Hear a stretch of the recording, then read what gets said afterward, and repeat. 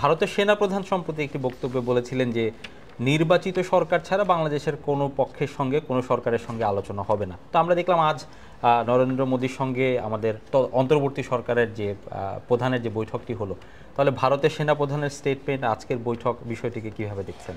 দেখেন, যে প্রথম জিনিস হচ্ছে যে ভারতের সেনাপ্রধান জেনারেল উপেন্দ্র দ্বিবেদী উনি একটা অনুষ্ঠানে বলেছিলেন যে বাংলাদেশ সেনাবাহিনীর সঙ্গে ভারতীয় সেনাবাহিনীর সম্পর্ক খুবই ভালো এবং তাদের মধ্যে নিয়মিত যোগাযোগ আছে এবং ভারতের সঙ্গে সম্পর্ক হবে বাংলাদেশে কোনো নির্বাচিত সরকার আসলে তো সেই সরকারের সঙ্গে তখন সরকার টু সরকার সম্পর্ক তৈরি হবে।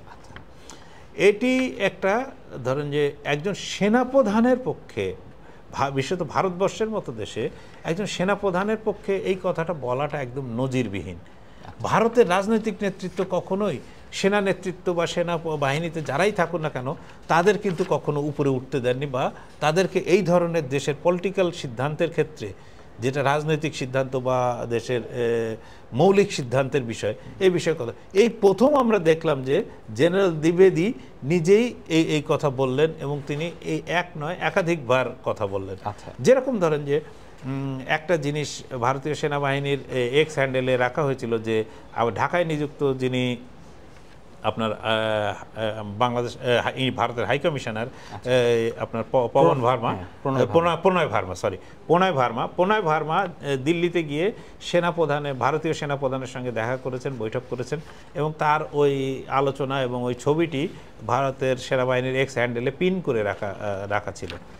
তো প্রণয় ভার্মা একজন ভারতীয় কর্মকর্তা, পররাষ্ট্র মন্ত্রণালয়ের কর্মকর্তা, এবং তিনি গিয়ে সেনা প্রধানের সঙ্গে দেখা করতে পারেন এটা কোনো, কিন্তু প্রণয় ভার্মা গিয়ে প্রথম দেখা করার কথা হচ্ছে যে ভারতের পররাষ্ট্র মন্ত্রণালয়, পররাষ্ট্র সচিবের সঙ্গে, দরকার হলে আরও বড় হলে অজিত দোভালের টিমের সঙ্গে দেখা করতে পারেন, আরও হলে নরেন্দ্র মোদীর সঙ্গে দেখা করতে পারেন।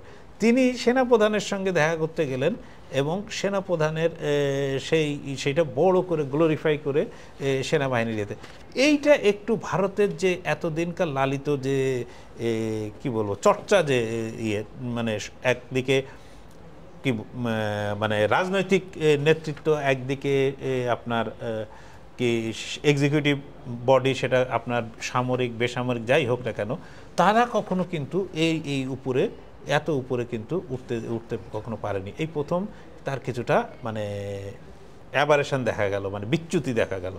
তো এরপরে এই দ্বিবেদী এই কথা বললেও কিন্তু তাকে মানে একটা বিষয় কিন্তু আমাদের মনে রাখতে হবে যে ভারতের পররাষ্ট্রমন্ত্রী এস জয়শঙ্করের সঙ্গে আমাদের পররাষ্ট্র উপদেষ্টা তৌহিদ হোসেনের কিন্তু দুইবার সাক্ষাৎ হয়েছে। একবার গত সেপ্টেম্বরে নিউ ইয়র্কে, আর এবছর ফেব্রুয়ারিতে ওমানে কিন্তু সাক্ষাৎ হয়েছে। তার মানে যে দুই দেশের সরকারের মধ্যে কথা একেবারে হয়নি তা কিন্তু না। তারপরে যদি এইবারের মানে সর্বশেষ কথাটা বলি যে আজ আমাদের প্রধান উপদেষ্টা অধ্যাপক ডক্টর মোহাম্মদ ইউনূসের সঙ্গে যে ভারতের প্রধানমন্ত্রী নরেন্দ্র মোদীর বৈঠকটি হলো, তাতে কিন্তু এই দ্বিবেদীর এই কথাটি শেষ পর্যন্ত আর টিকলো না, মানে থাকলো না।